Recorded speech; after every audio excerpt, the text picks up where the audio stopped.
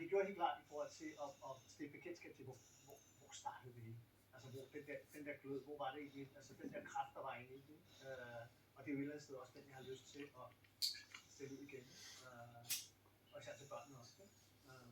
Hvordan forestiller du dig? Du har jo som sagt ikke selv børn, så hvem forestiller du dig skal sidde og læse de her ting, som har taget så lang tid, så mange år i virkeligheden at udkomme? Jeg har sådan altså, jeg prøver allerede, jeg sidder og signerer en rigtig masse bøger, ikke? Og så får jeg nogle fede historier fra både fra bedsteforældre og forældre, der ligger så. Der kan jeg jo allerede mærke, gud nej, der kommer til at være en masse hyggestunder derude, og det er jeg mega glad for.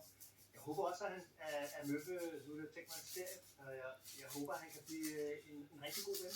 Måske også for nogle børn, der er ensomme, og så måske også give ham en øvedag, eller måske mere end en øvedag.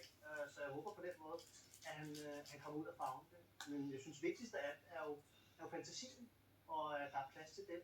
Og det synes jeg, vi skal